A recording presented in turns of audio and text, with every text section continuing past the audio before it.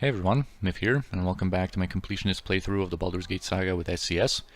And, do you smell that? That is the scent of fresh content. Alright.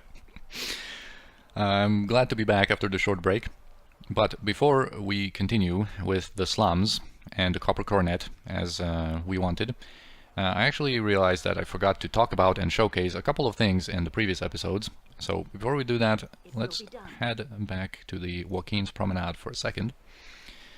And of course we have a lot to accomplish in this episode. So let's get right to it. We are going to succumb to Yoshimo's evil influence yet again. And we're going to steal a little bit of like minor treasures. This is not going to be anything that important. I'm just clearing up his inventory so it does not become full in the process of pickpocketing. From this bouncer we can get a potion of healing and this 19 strength potion. So that's pretty nice. Now with the fully buffed Yoshimo we can open these chests that I mentioned before, but I think I've like had some other chests on my mind back then. These ones, you know, we can get some experience for that. These ones are usually empty. I think they have a chance of spawning some minor treasures.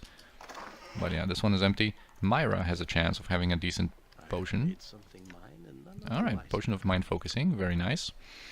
And the big deal here is the Offal married couple, Lord and Lady Offal. Also can open this chest. Yeah, nothing. I think I would like had some other chests in my mind or misremembered. Anyway, Lord and Lady Offal do have some stuff though, and I'm going to pickpocket from them. And quite a few items, some gold, some rings, and wow, stone to flesh scroll, some pretty good random loot. And now from Lord Offal, he also has a couple of goodies, some gold, some more rings, and this is the big thing about him, 5 big potions of healing. So that's what I wanted to get here, and now I'm going to just go back to the Adventurer Mart for a brief moment because I forgot to talk about something here. Let's just use this gem bag that Kiranai has for this stolen jewelry for now, so that we can sell these pieces of jewelry a little bit later to a fence. And now I just wanted to showcase and talk about the thing that, well, first of all, Gareth here has, this is the standard response from now on, that we're just trying to decide on a purchase of utmost magnitude for a couple of coppers, probably. Anyway, this merchant here, Daedre, the Planescape Torment merchant, I completely forgot to mention that she is actually missing 2 items that she would normally have on sale here, and you might have noticed that if you're familiar with Baldur's Gate 2. Those are very prominent items that she's missing. And normally she would have Violar's helmet and a robe of Vecna. And she, of course, doesn't have those. And that is due to an SCS component. There's a separate component for each of these items, and a Cloak of Mirroring that is normally available a little later in the Shadows of An. But basically, I did install these components because they offer like a cool idea. You know, they don't just go the simple way, for a moment I wanted to say the dumb way, I guess, of just simply removing an item and you know, that being that when it comes to the component. But they actually move them and give them to certain opponents that are actually going to make use of these items. And that is really cool. That's a really cool opportunity, really good idea that they go through with. And so not only are we going to have to fight for these items and not just, you know, be able to just buy them right here, although I would normally, you know, not really buy them either at all, or I would just delay their purchase until late Shadows of Amn and maybe use them in Throne of Baal. But those are such powerful items, especially Robe of Vecna is just so immensely powerful. I would usually not use it at all, or maybe use it in Throne of Baal. But anyway, the thing is that these items are going to be used. Well, first of all, they're going to be moved to a much later point in the game, and they're going to be used by opponents. So we're going to have to fight for them, and these opponents, these fights are going to be, you know, much different and much more interesting, I guess, because of the fact that they are going to use these items. So Violar's helmet is going to only be available in Throne of Baal. but in when it comes to Robe of Vecna, we are actually going to have to fight a Lich that's going to have a Robe of Vecna equipped for that piece of equipment. So that's going to be fun.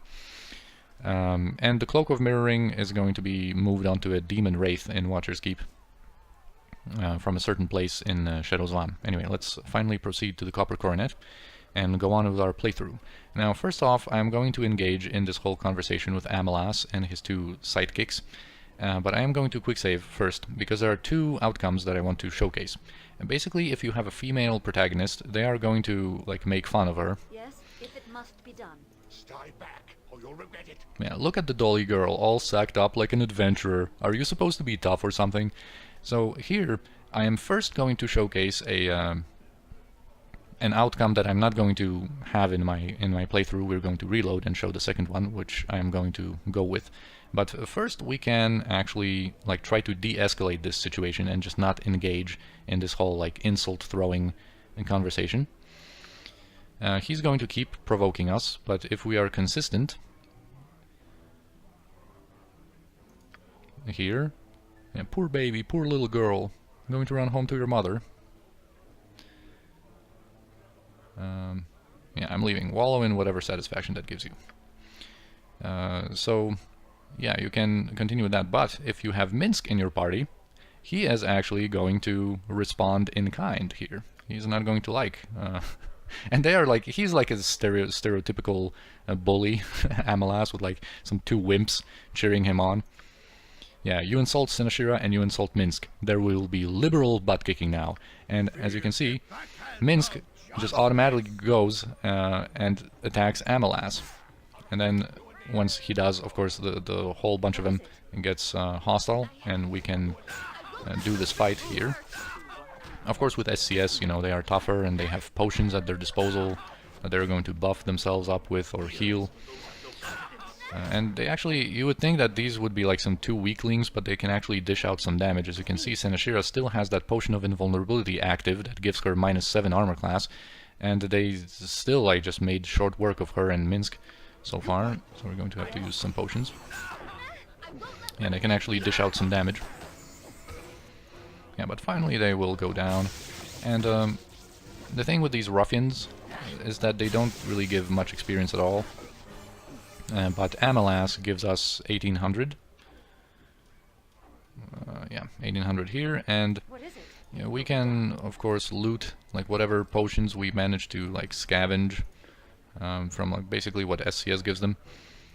So here we had a potion of invulnerability and another healing potion. But anyway, that's just one outcome. I'm going to quick load, and now I am going to engage and be pretty aggressive to him. And he's going to offer a challenge in the fighting pit. So here, next to him, is a character called Surly, who basically organizes different types of matches in that fighting pit. So we can go through with this proposition here. You're the best, Amelas. And of course, Ari being the voice of reason, like normally in real life you would try to, you know, de-escalate such a situation and not just like go and fight in a pit over some words. But yeah, she is going to disapprove, but we're going through with it. There's no need to yell so loud, Idjit. Yeah, so we're going to step into the ring, and through this outcome we actually can get a lot more experience. What is it? Certainly. And just have a one-on-one fight with Amelas. And he has this 19 strength potion, and we'll see if he's going to be able to... Okay, a critical hit for 28. That's not too good, but you know, he is going to bite the dust very soon. Not a tough fight with that invulnerability potion active, but he still managed to deal some damage. I am going to use a potion to heal it, and now when we talk to these wimps, they're just going to escape. And we're going to talk to Surly in a bit, because if we talk to him and I want to kill him, that is my plan. Sometimes other characters can get hostile in the Copper Coronet, and I don't want to have that happen right now. Basically, I'm engaged in that whole Amelas affair because certain changes are going to happen in the Copper Coronet very soon. And after these changes occur, Amelas is no longer available here. but everyone else is. So also one more thing about the Copper Coronet is that I am not going to talk or immediately talk with everyone here with like a special name or something like that, Corgan being an example here. I am eventually, of course, going to talk with everybody, and you know, since this is a completionist playthrough and whatnot. But for some characters, we just have no reason to talk to them right now. Like Corgan, he's a recruitable NPC that I am going to recruit a little bit later. Or like around here, there's a Duergar. Well, we don't know yet that he's a Duergar, but there's a guy called Ungar Hildark, and we just have no business. He's involved in a quest later on, but for now we have no business talking to him. So you know, don't worry if we're not going to engage in a conversation with some kind of a named character just yet. It's not a big deal. We are going to eventually talk with them. Here I want to showcase a Joluv. He is basically the Icewind Dale merchant, like we had Daedra being the Planescape Torment merchant. He is the Icewind Dale one, and he even mentions that he actually arrived here from the 10 Towns recently. And he has some decent stuff. I'm not going to talk in detail about every single one of these pieces of equipment. They are quite pricey, as you can see. I might showcase a couple of them. This is a decent staff for Cerned, for example. And you know, of course, if you've played Icewind Dale, you will recognize most of these names. Scarlet Ninja Toe is a monk-only weapon, but I am going to buy it much later. Once Kiranai gets access, or like in anticipation of Kiranai getting access to the use any item high-level ability, she is actually going to be able to wield it. Although this is only like a monk-only item, she is actually going to be able to use it in her offhand, and this is an excellent offhand weapon. I am still not going to talk about speed weapons just yet, until we actually have one in our possession. Yeah, Sling of Everard is a decent sling. Some of these items are just kind of, you know, not anything that special, like Jared's Mace, or Everard's Morning Star. This Spear of Kaldahar, I guess, is decent for starters, like a +3 spear with 8 hit points on it, and this one is actually not that expensive. Defender of Easthaven is an excellent weapon that we're going to use on one of our characters much later on in their offhand. And the funny thing here is that Joril is or was a frost giant, and what was a dagger for him is actually a two-handed sword for us. And it's a pretty decent one with a 1 cold damage on it and that chance for confusion. Anyway, one piece of equipment that I never understood was this Axe of Hrothgar, and I don't know like who would ever buy this one, because of course role-playing, in like role-playing terms, I guess it makes sense, showing like what kind of character Hrothgar was, and that he was a wise and charismatic leader in his old age. But when it comes to game mechanics, like any character that really benefits from wisdom, so druids and clerics, they can't even use axes. And the +1 charisma, and you know, for anyone else this wisdom is basically useless. And the +1 charisma here is just such a low amount. Like there are weapons and different other pieces of equipment that give you more charisma than that. Like Bernard, a different merchant in the Copper Coronet, just on the other side of the room over there, has Blade of the Roses that gives you more charisma. That's a longsword that gives you more charisma than that. Gives you +3 charisma, I think, if I remember correctly, or at least +2. So we're going to check that out in a second. But yeah, like who would ever buy this weapon? I just don't understand the purpose of including an item like that in the game. It's like completely useless in my opinion. Is anyone willing to hear my plea? Anyone? You all know me. I've helped some of you. Is this the thanks I get? I've helped lots of your kind. So here Nalia approached us. She is a recruitable character that Galen Bale mentioned, that apparently she was on the lookout for some kind of a fighting woman such as ourselves, such as Senashira. And yeah, she is involved in a big quest line involving rescuing her homelands, basically the Ernise Keep, which later on becomes the fighter stronghold. And that's why, you know, Galen Bale referred us to her, or mentioned her to us. And basically, here I don't want to recruit her yet, especially since in SCS the Ernise Keep is a much tougher place to visit. And there are two ways that we can handle this conversation for right now. We can either just say that we don't have the time to speak to her right now and she's just going to stay here, or we might actually like engage in the whole conversation and like, you know, get to know what's up and send her ahead to the keep and just meet her over there. And I'm not really sure when I want to get her. I usually send her to the keep so that she just waits for us there. But, you know, in this episode I don't want to engage in that whole conversation with her and all that, so I think I'm just going to say that I have no time to speak right now, and we're going to be able to engage in a conversation with her later. Alright, so let us proceed. Further, here Lord Jordan is going to have like Yeah, without doubt. a little speech kind of bubble showing up every once in a while that he has an proposal for us. Okay, here's Unger Hildark, who we have no business of speaking to right now. And Lord Jordan is not doing what I expected him to be doing. Oh yeah, I have an offer for you if you wish to hear it. And he's just going to keep like displaying that every once in a while, so I am going to talk with him just to get rid of him. You there. I would have a word with you. I am called Lord Jordan Firecrag, and I bid you stand a moment and hear what I offer. Well, you sound like Minsk there. Anyway, they pronounce it Firecrag. I always pronounce it Fearcrag. Like, I don't know why this would be Firecrag. So, like, excuse my incorrect pronunciation. I probably, just because of, you know, the forces of habit, I am going to call him later on Fearcrag, probably. Which is, you know, technically incorrect, but excuse me on that, I guess. Word has come to me of your actions.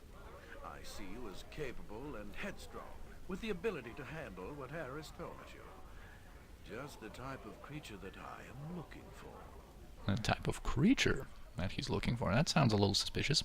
But anyway, the thing with him is that he is a noble, apparently, whose lands are being attacked by, like, ogres and trolls. And he needs some help in dealing with that. And he is pretty unique in the fact that he offers 10,000 gold, which is a sum of gold, like, pretty big for this part in the game. Like, none of the jobs offered to us mention a reward this high, but of course, you know, we know it, 10,000 gold in Baldur's Gate is not that much, but yeah, for simple monster hunting that seems like a pretty astounding sum. But, you know, he assures us that he wants to pay for quality and for safety, and yeah, he mentions that his lands are the Windspear Hills, and he's going to put that on our map, at that location. Yeah, so we're going to have a couple of comments from our party.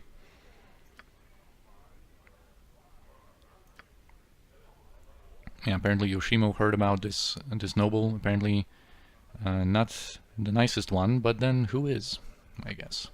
And Shihira's just going to be happy to be outside, and he leaves.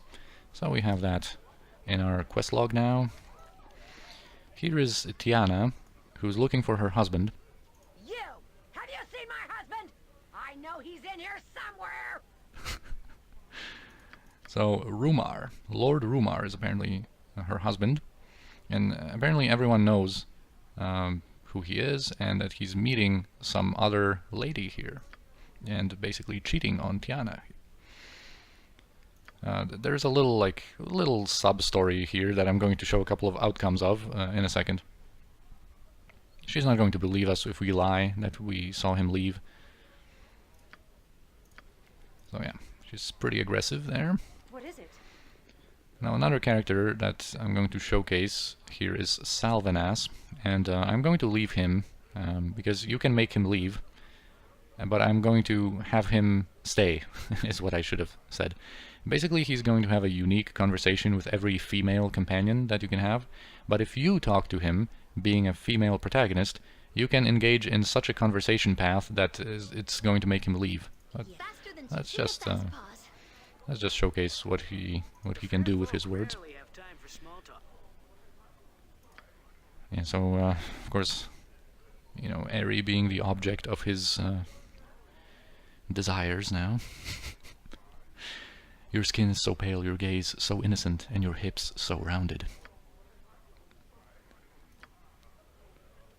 I am helpless but to reach out for you, my dove. Your beauty calls to me.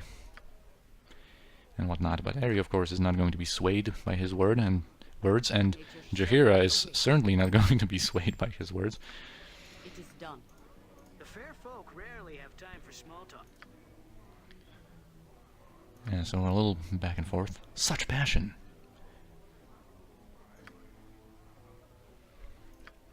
Yeah, so he's going to back away.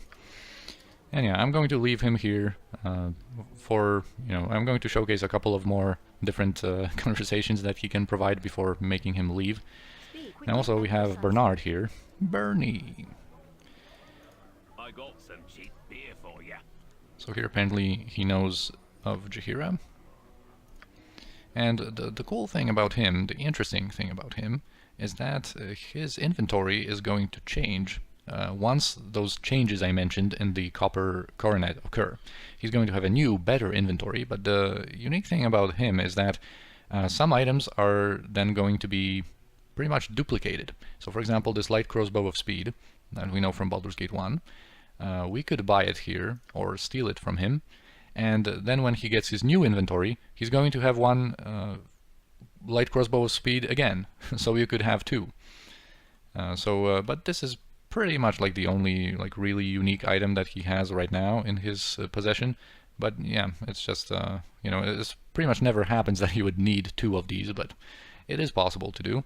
He has some basic scrolls that we don't really need right now, and I am going to buy this scroll case, which actually he does not have another one. This is kind of an exception from that rule that I told about. He only has one scroll case, but having duplicates is actually not even beneficial when it comes to different containers, because they have like the same item ID or whatever, and they have basically the same contents. So it's not that you have another scroll case with different 100 slots in there.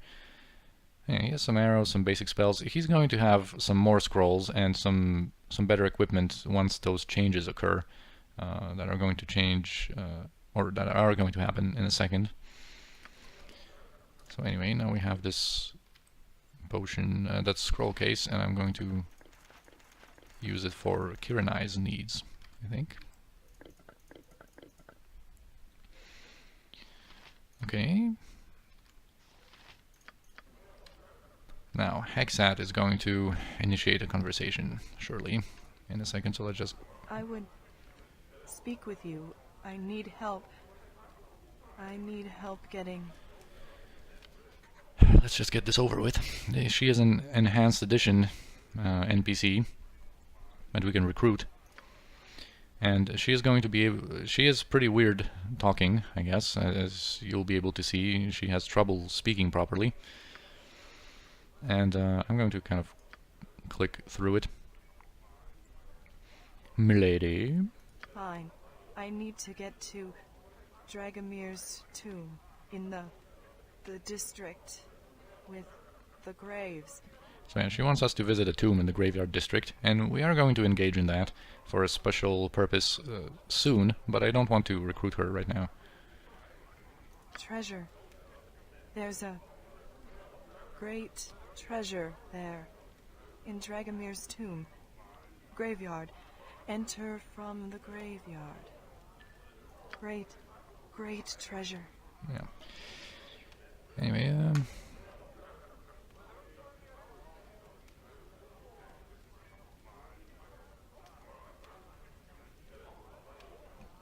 I want to decline.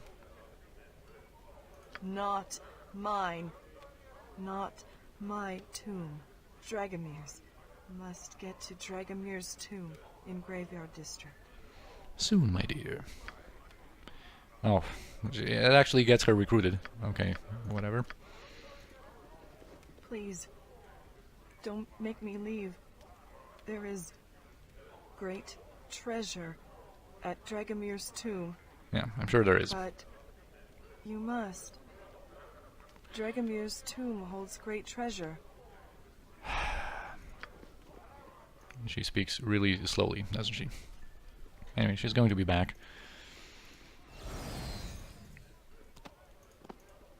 I'm not sure if there was some minor... Yeah, 1 gold, yeah. Yeah, she's back already. Anyway, what we can do here, we can speak to Garol. I guess there's no downside of that. So he's just a regular drunk, being able to provide some like basic info. He can tell us about this special entertainment that Leitinen, the inn's owner, can provide. Yeah, so there's a lot of not very legal activities that can be indulged in, I guess, that or you can indulge in if you have coin.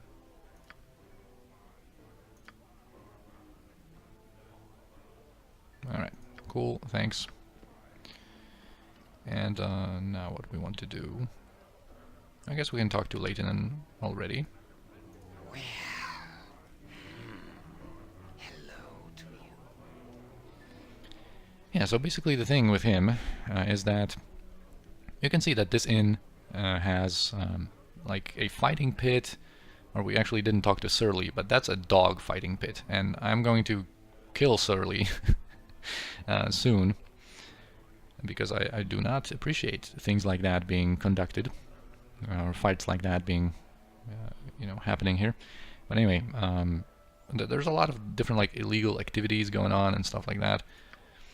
We can, and of course from Garol we've heard about different types of entertainment that he can provide. And basically to really progress this conversation with him, we have to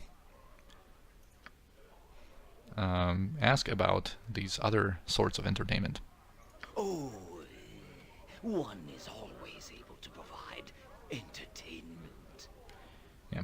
So he mentions a couple of things, and if we inquire further, he's going to basically open access to the back rooms for us.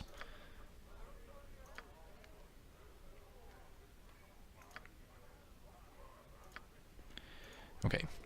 Yes? So before we go to the back rooms, they are over here. There's a further passage down there. Let's just go and seek some companionship, I guess. Now visit the rooms that offer that kind of thing.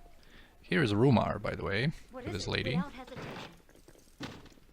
There's some, oh yeah, Madame Nin that you can talk to if you want to spend a lovely night with someone. Oh, there's, if actually... Interested in some thrills, darling? Okay, dude, I'm leaving. Gotta leave you two alone. Anyway, how's her pickpocketing doing? Still have 245, that's nice. This will not She's not going to be of much use. She has a couple of these different, like, giggling responses. And this is all going to disappear. Like Madame Nin and Vyra there are not going to be there once the changes to Copper Coronet happen. But I just want to visit a couple of these rooms to get some goodies and show you another special conversation with Yoshimo, because we're going to get rid of Yoshimo soon. I can dance on the head of a pin as well. Here's a guy called Linus or Linus, and he's involved in a further quest, but I'm not going to talk to him right now, or even pickpocket him, because you can pickpocket a certain quest item from him. But I'm not going to. We're going to basically engage in this quest kind of the proper way, I guess. But there is a very unique outcome if you already have this quest item in your possession when you're approached by the quest giver, essentially. There's a ghost of a boy on the graveyard district if you come at night. And if you already have this quest item, there's, well, a different outcome that can happen. And I could showcase that, actually, because it's pretty unique. So you know what, maybe I'm going to just make a save here, just to be able to showcase that outcome once we stumble upon the quest, but I'm going to first do it the proper way. Anyway, here we can just get a couple of things, and of course our inventory is quite full. Yoshimo is nearby, so I'm going to, oh yeah, we can also pass this over to Yoshimo and to Kiranai. That was the note that we need for Mavar's guild that we got from Renal Bloodscalp. This is going to be, you know, useful in a quest that we're going to engage in later. So now we can get a couple of goodies. And now here, there's going to be a dude. I trust all is well. Yarin, who who apparently seems to be kind of like an older, retired thief. That is going to have a special conversation if we have Yoshimo. I trust all is well. Yeah, best pickpocket. It will be done. He's retired. Yoshimo is willing. And yeah, he recognizes Yoshimo, and Yoshimo recognizes him. You old leather fossil. Yeah, I find myself several days behind schedule on my sleep, and several weeks ahead on my ales. All in all, it could be worse. Listen here, whippersnapper.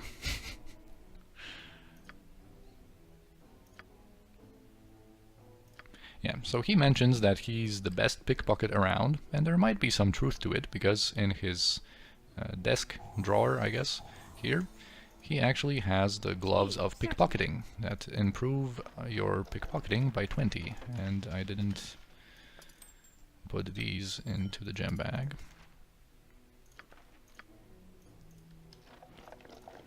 Yeah, these gloves of pickpocketing will improve Yoshimo's pickpocketing by 20. Yes? And now we're kind of over time, so I am going to engage in further Copper Coronet activities, especially concerning Rumar and his female friend here, and the back rooms and all that in the next episode. So thank you for watching this one, and I'll see you next time.